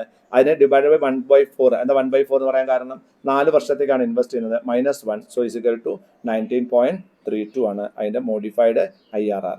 മോഡിഫൈഡ് IRR വെച്ച് നമ്മൾ ഏത് പ്രൊജക്റ്റാണ് നല്ലത്? പ്രൊജക്ട് 1 ആണ് നമുക്ക് നല്ലത്. ഏതാണ് അത്? ഏറ്റവും കൂടുതൽ IRR ഉള്ള പ്രൊജക്റ്റ് ആണ് ഏറ്റവും നല്ലത്. അപ്പോൾ ഇവിടെ കോസ്റ്റ് ഓഫ് ക്യാപിറ്റൽ 10% ആയതുകൊണ്ടാണ് ഞാൻ അങ്ങനെ പറഞ്ഞത്. കോസ്റ്റ് ഓഫ് ക്യാപിറ്റൽ 10% ആദ്യത്തെ പ്രൊജക്ട് 19.57% വരുമാനം തരുന്നുണ്ട്. ആ പ്രൊജക്ട് നല്ല ഒരു പ്രൊജക്റ്റ് ആണ്, അത് ആക്സെപ്റ്റ് ചെയ്യാം എന്ന് പറയുന്നു. അപ്പോൾ ഈ ഇങ്ങനത്തെ കണക്കുകൾ ചെയ്യുക എന്നുള്ളതാണ് ഈ തിയറി മനസ്സിലാക്കാൻ. തിയറി വളരെ സിമ്പിളായിട്ട് മനസ്സിലാക്കാവുന്നതാണ്. ഇനി അടുത്തത് എന്താണ്? Size disparity. വ്യത്യസ്ത സൈസ് ഉള്ള കമ്പനികളായിരിക്കും. ഇപ്പം നമ്മൾ ഈ പെർസെൻറ്റേജ് ഒക്കെ കണക്കാക്കുമ്പോൾ ചെറിയ എമൗണ്ട് ആണെങ്കിലും വലിയ എമൗണ്ട് ആണെങ്കിലും പ്രൊപ്പോർഷനേറ്റ് ഇൻക്രീസ് ആണുള്ളതെങ്കിൽ നമുക്ക് എന്ത് കണക്കാക്കാൻ പറ്റും? സെയിം വരുമാനം കണക്കാക്കാൻ പറ്റും. ഇപ്പം 5 ലക്ഷം രൂപ ഇൻവെസ്റ്റ് ചെയ്തിട്ട് 50,000 രൂപ വരുമാനം കിട്ടിയാൽ എത്ര ശതമാനം വരുമാനം കിട്ടി? 10% വരുമാനം കിട്ടി. 50,000 ഇൻവെസ്റ്റ് ചെയ്തിട്ട് 5,000 രൂപ വരുമാനം കിട്ടിയാലും എത്ര വരുമാനം കിട്ടി? 10% വരുമാനം കിട്ടി. പക്ഷെ രണ്ടും 10% ഒരേ എമൗണ്ട് ആണോ? അല്ല. അപ്പോൾ എന്താണ്, എമൗണ്ടുകൾ മാറുന്നതനുസരിച്ചിട്ടും, അതായത് പ്രൊജക്ട് 10% പ്രൊജക്ട് ഇൻവെസ്റ്റ് ചെയ്യുന്നു, പക്ഷേ how much amount you have to invest, how much money you are investing, the size disparity. The conflict may arise due to disparity in the size of initial investment. Initial investment മാറുന്നതനുസരിച്ചിട്ടും എന്തുണ്ടാകാം, disparity ഉണ്ടാകാൻ സാധ്യതയുണ്ട്. ഇതിനെ നമ്മൾ എന്ത് ചെയ്യുന്നു, നമ്മൾ differential cash flow, രണ്ട് പ്രപ്പോസലിന്റെയും ഡിഫറൻഷ്യൽ ക്യാഷ് ഫ്ലോ കണ്ടെത്തും. നമ്മൾ കുറച്ച് മുമ്പ് ചെയ്തതാണ്, ഡിഫറൻഷ്യൽ ക്യാഷ് ഫ്ലോ കണ്ടെത്തുന്നു. അതിന്റെ IRR, അതിന്റെ calculate the IRR of the incremental cash flow, ആ ഇൻക്രിമെന്റൽ ക്യാഷ് ഫ്ലോന്റെ IRR കണ്ടെത്തുന്നു. If the IRR of different cash flows exceed the required rate of return, usually cost of capital, the projecting having higher rate of return accepted. തൊട്ടുമ്പത്തെ പ്രൊജക്റ്റിൽ പറഞ്ഞ പോലെ 10% cost of capital ഉണ്ട്. നമ്മൾ എന്താ ചെയ്യണം, differentiate, ഒരു project, രണ്ട് project 2,20,000 കൊണ്ട് ഒരു കുഴപ്പമില്ല. പക്ഷെ ഒരു പ്രൊജക്ട് 1 ലക്ഷവും ഒരു പ്രൊജക്ട് 2 ലക്ഷവും ആയിരുന്നെങ്കിലോ, അങ്ങനെയാണെങ്കിൽ രണ്ടിന്റെയും നമ്മൾ എന്ത് കണക്കാക്കണം, നമ്മൾ കുറച്ച് മുമ്പ് ഒരു PV പെർസെന്റേജ് ഒരു ഫാക്ടർ ഞാൻ പറഞ്ഞു, 1.11, 1.2 അങ്ങനെയൊക്കെ കണക്കാക്കിയില്ലേ, നമ്മൾ എന്നിട്ട് റാങ്ക് ചെയ്തില്ലേ നമ്മൾ, അത് നമ്മൾ PV ഫാക്ടർ നമ്മൾ കണക്കാക്കണം. എന്തിനു വേണ്ടിയിട്ടാണ്, അത്രയും രൂപ ഇത്രയും രൂപയിൽ എത്രമാത്രം വളർച്ച ഉണ്ടാക്കുന്നു, അതിന്റെ ഡിഫറൻസ് കണക്കാക്കണം. ആ ഡിഫറൻസ് വെച്ചിട്ട് നമ്മൾ IRR കണക്കാക്കണം. ആ IRR നമ്മുടെ കോസ്റ്റ് ഓഫ് ക്യാപിറ്റലിനെക്കാളും കൂടുതലാണെങ്കിൽ നമ്മൾ എന്ത് ചെയ്യണം, നമ്മൾ അതിനെ ആക്സെപ്റ്റ് ചെയ്യണം, അല്ലെങ്കിൽ നമ്മൾ ആ പ്രൊജക്ട് റിജക്ട് ചെയ്യണം. ഓർമ്മ വരുന്നുണ്ടോ, കണക്ക് ഓർമ്മ വരുന്നുണ്ടോ? അതായത് നമ്മൾ 4 ടൈപ്പ് ഓഫ് ഇൻവെസ്റ്റ്മെന്റ്, 1,20,000, 80,000, 40,000 ഇൻവെസ്റ്റ് ചെയ്ത പ്രൊജക്ട് നമ്മൾ ആക്സെപ്റ്റ് ചെയ്തു. അതിന്റെ രണ്ടാമത്തിൽ മോഡിഫൈഡ് റേറ്റ് കണ്ടെത്തിയപ്പോൾ നമ്മൾ എന്താ ചെയ്തത്, അതിന് IRR വെച്ച് റാങ്ക് ചെയ്തു, നമ്മൾ PV ഫാക്ടർ വെച്ച് റാങ്ക് ചെയ്തു. അതെന്താ മനസ്സിലായത്, ഡിഫറെന്റ് ഇൻവെസ്റ്റ്മെന്റ്സ് ആണ് നമ്മൾ ചെയ്യുന്നത്. അതായത് സെയിം ഇൻവെസ്റ്റ്മെന്റ് അല്ല രണ്ട് പ്രൊജക്റ്റിലും ചെയ്തത്, വ്യത്യസ്തമായ ഇൻവെസ്റ്റ്മെന്റ് ആണ് ചെയ്തത്. അപ്പൊ അതേ തിയറി തന്നെ നമുക്ക് ഇവിടെയും അപ്ലൈ ചെയ്യേണ്ടി വരും. അതാണ് സൈസ് ഡിസ്പാരിറ്റിയിൽ വരുന്നത്. ഇവിടെ ആദ്യത്തെ പ്രൊജക്ട് 50 ലക്ഷം, വേറൊരു പ്രൊജക്ട് 75 ലക്ഷമാണ്. നെറ്റ് ക്യാഷ് ഇൻഫ്ലോ 8,20,50,000 ആണ്. 91,50,000, 8,20,50,000, 82,50,000. 50 ലക്ഷം രൂപ ഇൻവെസ്റ്റ് ചെയ്യുന്ന ആദ്യത്തെ പ്രൊജക്ട്, 75 ലക്ഷം ഇൻവെസ്റ്റ് ചെയ്യുന്ന രണ്ടാമത്തെ പ്രൊജക്ട്. നെറ്റ് ക്യാഷ് ഇൻഫ്ലോ എന്ന് പറയുന്നത് 82,50,000, 91,50,000. ഇതാണ് 62 ശരി, ഞാൻ അവിടെ വരച്ചിട്ടുണ്ട്, അത് പറ്റിയതായിരിക്കും. ഓക്കെ, ഞാൻ അവിടെ വരച്ചിട്ടുണ്ട്, അത് എനിക്ക് വായിക്കാൻ തെറ്റിപ്പോയതാണ്. 50 ലക്ഷം 62 ലക്ഷമായിട്ട് മാറി, 75 ലക്ഷം 91,50,000 മാറി. അറ്റ് ഫസ്റ്റ് അതിന്റെ കോസ്റ്റ് ഓഫ് ക്യാപിറ്റൽ എത്രയാണ്, 10%. എങ്ങനെ കോസ്റ്റ് ഓഫ് ക്യാപിറ്റൽ മനസ്സിലാക്കുക, K എന്ന് പറഞ്ഞാൽ കോസ്റ്റ് ഓഫ് ക്യാപിറ്റൽ ആണ്, KE എന്ന് പറഞ്ഞാൽ cost of capital, cost of equity, KD എന്ന് പറഞ്ഞാൽ കോസ്റ്റ് ഓഫ് ഡെറ്റ്. ഇതൊക്കെയാണ് അക്കൗണ്ടൻസിൽ ഉപയോഗിക്കുന്ന വാക്കുകളാണ് ഇതൊക്കെ. അപ്പോൾ കോസ്റ്റ് ഓഫ് ക്യാപിറ്റൽ എത്രയാണ്, 10%. At first, net present value IRR of the project are calculated, and it has been found that net present value is lesser than net present value. അതാണ് നമ്മൾ കണക്കാക്കിയിട്ടുള്ളത്. IRR of the project A is greater than IRR of project B. ഇത് നമ്മൾ കണക്കാക്കി വെച്ച് കണ്ടുപിടിച്ചിട്ടുണ്ട്. ഇത് കണ്ടുപിടിച്ചാൽ നിങ്ങൾക്ക് ഈ ഉത്തരം കിട്ടും. അതായത് net present value of A is lesser than net present value of B. Then IRR of A is greater than IRR of B. ഇത് നമുക്ക് കാൽക്കുലേറ്റ് ചെയ്താൽ കാണാൻ പറ്റും. The above results indicate that there is a conflict. അതുകൊണ്ട് തന്നെ ഇവിടെ ഒരു conflict ഉണ്ട്. നെറ്റ് പ്രസന്റ് വാല്യൂ വെച്ചിട്ട് നമ്മൾ B എന്നുള്ള പ്രൊജക്ട് ആക്സെപ്റ്റ് ചെയ്യും, അതുപോലെ തന്നെ IRR വെച്ചിട്ട് നമ്മൾ A എന്നുള്ള പ്രൊജക്ട് ആക്സെപ്റ്റ് ചെയ്യും. അപ്പോൾ ഒരു കോൺഫ്ലിക്റ്റ് വരും. Then such conflict is mainly due to, എന്തുകൊണ്ടാണ് ആ കോൺഫ്ലിക്റ്റ് വന്നത്, ഇത് വരാനുള്ള കാരണം ഇനീഷ്യൽ ഇൻവെസ്റ്റ്മെന്റ് ഒന്നിൽ 50 ലക്ഷവും ഒന്നിൽ എത്രയാണ് 75 ലക്ഷവും ആയതുകൊണ്ടതാണ്. അപ്പൊ നമ്മൾ എന്ത് ചെയ്യും, നമ്മൾ ഡിഫറൻഷ്യൽ ക്യാഷ് ഫ്ലോ നമ്മൾ എങ്ങനെ കണക്കാക്കുക, 2,50,000 ആണ് എന്ത് ഡിഫറൻഷ്യൽ ക്യാഷ് ഫ്ലോ, 25 ലക്ഷം രൂപയാണ് ഡിഫറൻഷ്യൽ ക്യാഷ് ഫ്ലോ. ഇത് നമുക്ക് ഇങ്ങനെയും കണക്കാക്കാം, 50 ലക്ഷം രണ്ട് പ്രൊജക്റ്റേ ഉള്ളൂ. അപ്പൊ 50 ലക്ഷം യൂണിഫോം എമൗണ്ട് ആക്കി എടുത്തിട്ട് ഒരു പ്രൊജക്റ്റിൽ 25 ലക്ഷം രൂപ എക്സ്ട്രാ നമ്മൾ ഇൻവെസ്റ്റ് ചെയ്തു. അതിന് നമുക്ക് എത്ര രൂപ അധികം കിട്ടി, 2,90,000 രൂപ നമുക്ക് എന്ത് കിട്ടി, ഡിഫറൻഷ്യൽ നെറ്റ് ക്യാഷ് ഇൻഫ്ലോ കിട്ടി. അതായത് ഈ 25 ലക്ഷം അധികം ഇൻവെസ്റ്റ് ചെയ്തപ്പോൾ 6,20,50,000 മൈനസ് 9,10,000 ഒന്ന് കണക്കാക്കൂ. 90,50,000 6,26,000 കേട്ടോ. 62,50,000 minus 91,50,000.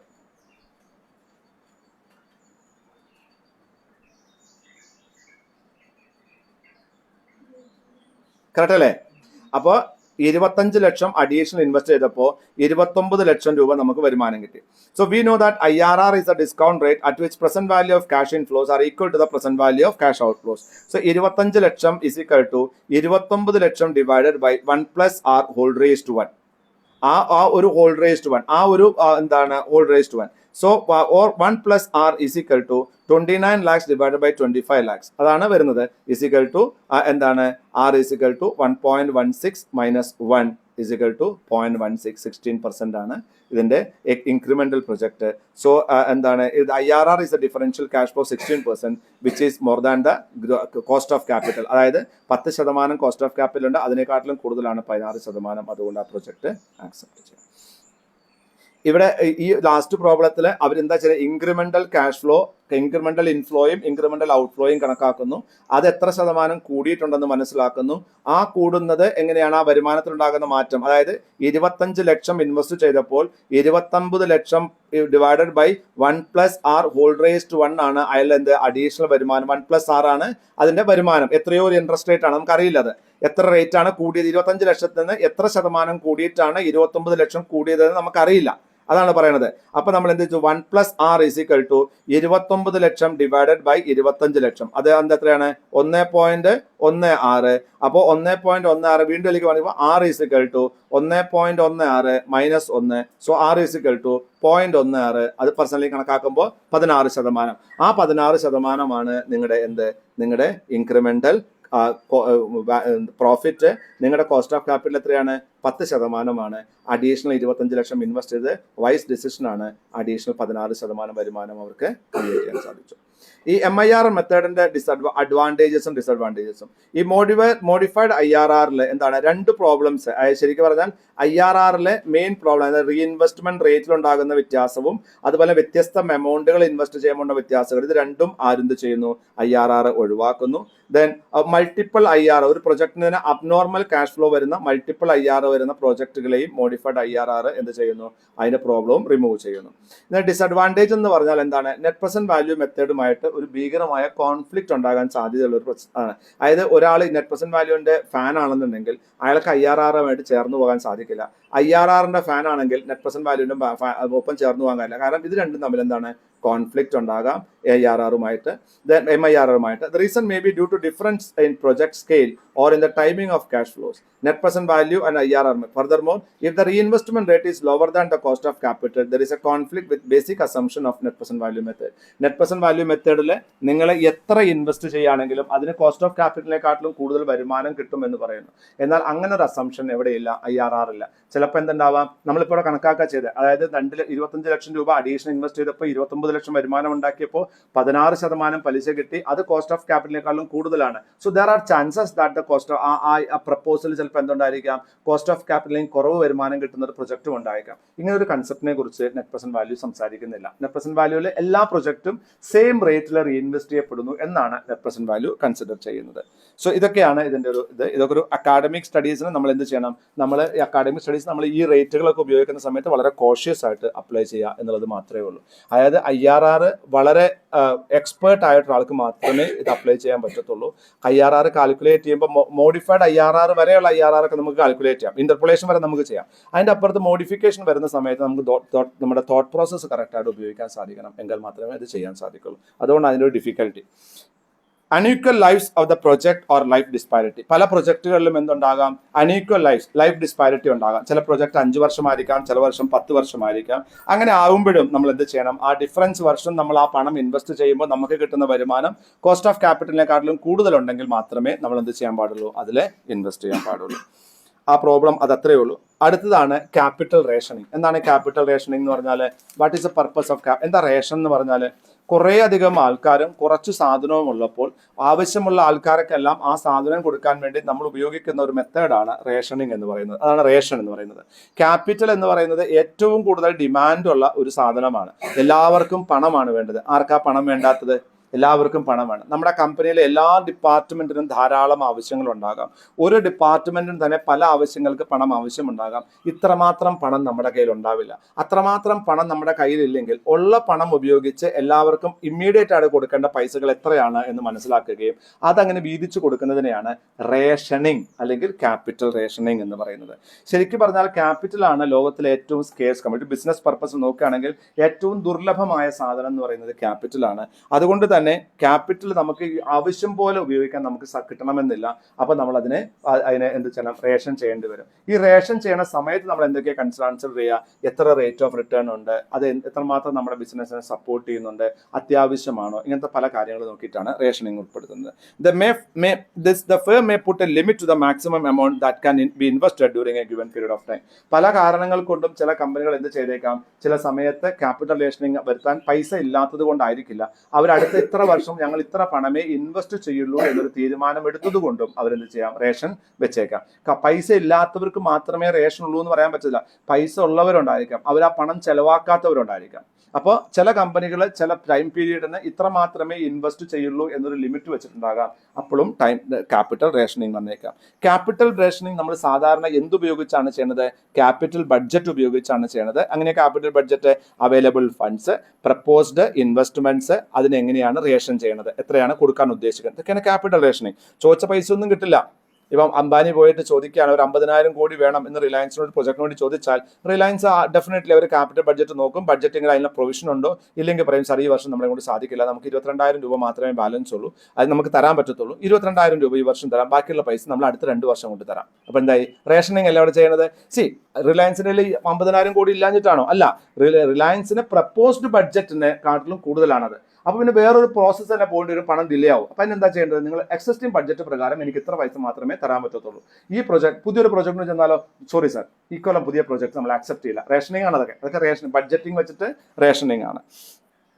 Capital rationing may result in accepting.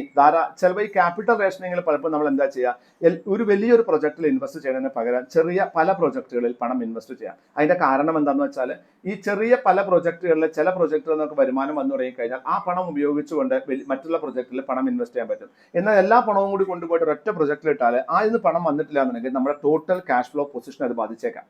അപ്പോൾ കമ്പനികൾ എപ്പോഴും എന്താ വെച്ചാൽ, കാരണം എല്ലാ പ്രൊജക്റ്റുകളും ഒരേപോലെ വിജയിക്കണമെന്നില്ല. അപ്പോൾ ക്യാപിറ്റൽ റേഷനിങ്ങിൽ സാധാരണ ഉപയോഗിക്കുന്ന ടെക്നിക്ക് എന്നാണ് accept several small project rather than accepting 1 or 2 big project എന്നാണ്. അപ്പോൾ കാരണം എന്താ വെച്ചാൽ, പണം വരുന്നതിനനുസരിച്ച് ഇവിടുന്ന് കിട്ടുന്ന പണം അവിടെ കിട്ടുന്ന പണം അവിടെ കിട്ടുന്ന പണം അവിടെ കൊടുത്തുകൊണ്ട് നമുക്ക് എന്ത് ചെയ്യാം, എല്ലാവരും കറക്റ്റായിട്ട് വർക്ക് ചെയ്യാൻ പറ്റും. അതേസമയം 1 or 2 പ്രൊജക്ട് ആണെങ്കിൽ ഏതെങ്കിലും 2 പ്രൊജക്ട് ബ്ലോക്ക് ആയി പോയി കഴിഞ്ഞാൽ അതോടെ പരിപാടി നിൽക്കും. സോ അങ്ങനെ ഉണ്ടാകാതിരിക്കാൻ വേണ്ടി പൈസ ധാരാളം ഇല്ലാത്ത ആൾക്കാർ അയാൾ എന്താ ചെയ്യുക, അയാൾ എല്ലാം ഒരുമിച്ച് വാങ്ങില്ല. അയാൾ എന്താ ചെയ്യുക, കുറേശ്ശെ ആവശ്യമുള്ള സാധനങ്ങൾ വാങ്ങും. പൈസ കൂടുതലുള്ള ആൾക്കാരെ അതിന്റെ വ്യാപ്തി, അതായത് ഉള്ള പൈസക്ക് മുഴുവൻ ഒരു സാധനം വാങ്ങിയാൽ പിറ്റേ ദിവസം പെട്ടെന്ന് അയാൾ ബാങ്ക്രപ്റ്റ് ആയാലോ, സംഗതി കഴിഞ്ഞു. ഇവിടെ ബാങ്ക്രപ്സിക്ക് ചാൻസ് ഇല്ല. ഈ don't put all your eggs in one basket, അത്രയുള്ള ക്യാപിറ്റൽ റേഷനിങ്ങിന്റെ പർപ്പസ്. എല്ലാ മുട്ടകളും കൂടെ ഒരു പെട്ടിയിലിട്ടാൽ അയാൾ പോയിട്ട് വീണാൽ എല്ലാ മുട്ടകളും പൊട്ടും. അതേസമയം എല്ലാ മുട്ടകളും ഡിഫറെന്റ് പെട്ടിയിലിട്ടാൽ എല്ലാ പെട്ടികളും ഒരാൾ കൊണ്ടുപോകണമെന്നില്ല. ഇനി അയാൾ അഥവാ വീണാൽ തന്നെ എല്ലാ ബാഗിലെ മുട്ടകളും പൊട്ടണമെന്നില്ല. You can save little bit. അപ്പോൾ don't put all your capital in one company, അതാണ് പറയുന്നത്. അപ്പോൾ ക്യാപിറ്റൽ റേഷനിങ്ങിൽ എപ്പോഴും എന്താണ്ടാവുക, റേഷനിങ് പറഞ്ഞപ്പോൾ എന്താണ്, when there is a scarcity of capital, the company does not have that much of money in hand, the company will step in to capital rationing. Capital rationing 2 തരങ്ങളാണുള്ളത്. ഒന്ന് hard or external capital rationing, and soft or internal capital rationing. Hard capital rationing occurs when external factors force a company to cut expenses. Hard capital rationing നമ്മുടെ കയ്യിൽ കാശില്ലാഞ്ഞിട്ടല്ല, പല മറ്റുള്ള കാരണം. ഇപ്പോൾ Covid വന്നാൽ അതൊരു എക്സ്റ്റേണൽ ക്യാപിറ്റൽ റേഷനിങ്ങിന്റെ റീസൺ ആണ്. എന്തുകൊണ്ടാണ്, കോവിഡ് സമയത്ത് ഹോട്ടലുകൾ അല്ലെങ്കിൽ ഹോസ്പിറ്റാലിറ്റി ഇൻഡസ്ട്രീസ് ഒരു പണവും ഇൻവെസ്റ്റ് ചെയ്യില്ല.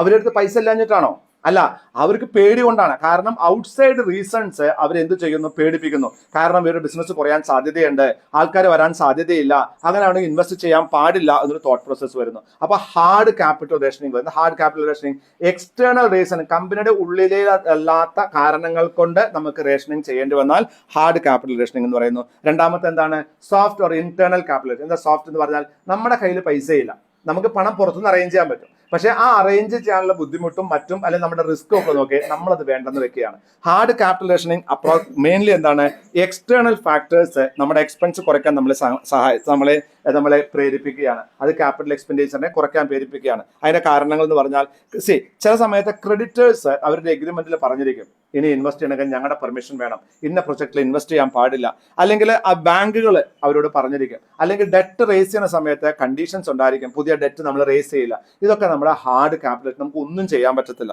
എന്നാൽ soft capitalisation cost by internal factors like നമ്മൾ റിസ്ക് കുറയ്ക്കുന്നതിന് വേണ്ടി ബോർഡ് ഓഫ് ഡയറക്ടേഴ്സ് പറയുകയാണ് നമുക്ക് ഇത്രയും റേറ്റ് ഉണ്ടെങ്കിൽ റിട്ടേൺ ഉള്ള പ്രൊജക്ട് മാത്രം ഇൻവെസ്റ്റ് ചെയ്താൽ മതി. അത് സോഫ്റ്റ് ക്യാപിറ്റൽ റേഷനിങ് ആണ്. അവിടെ പണം ഇല്ലാത്തത് കൊണ്ടല്ല, റിസ്ക് കുറയ്ക്കുന്നതിന് വേണ്ടി. ഉദാഹരണം TCS ബൈബാക്ക് ചെയ്യാൻ തീരുമാനിക്കുന്നത് ഒരു സോഫ്റ്റ് ക്യാപിറ്റൽ റേഷനിങ്ങിന്റെ ഭാഗമായിട്ടാണ്. അതേസമയം TCS ആൾക്കാരെ പറഞ്ഞയക്കുന്നത് അതെന്താണ്, ഹാർഡ് ക്യാപിറ്റൽ റേഷനിങ്ങിന്റെ ഭാഗമായിട്ടാണ്. അതായത് എക്സ്റ്റേണൽ ഫാക്ടേഴ്സ് ആണ് TCSനോട് കോസ്റ്റ് കുറയ്ക്കാൻ പറയുന്നത്, ഏത് ലേ ഓഫിൽ. അതേസമയം TCS ബൈബാക്ക് ചെയ്തിട്ട് ഷെയറിന്റെ പൈസ തിരിച്ചു കൊടുക്കുന്നത് ഞങ്ങൾക്ക് ഇപ്പൊ പണം ഇത്രയും റിസ്ക് എടുത്ത് വേറൊരു സ്ഥലത്ത് ഇൻവെസ്റ്റ് ചെയ്യാൻ ഞങ്ങൾക്ക് താല്പര്യമില്ല, ഇത്രയും ഇന്റേണൽ റേറ്റ് ഓഫ് റിട്ടേൺ ആ പ്രൊജക്റ്റിൽ നിന്ന് കിട്ടാൻ സാധ്യതയില്ല, so we are giving back the money എന്ന് പറയുന്നു. അത് സോഫ്റ്റ് ക്യാപിറ്റൽ റേഷനിങ് ആണ് കേട്ടോ. A company have a budget of 3 lakh rupees for capital expenditure and considering 5 projects. 5 പ്രൊജക്റ്റുകളാണ് ഇവർ കൺസിഡർ ചെയ്യുന്നത്. We will take it after 5 minutes.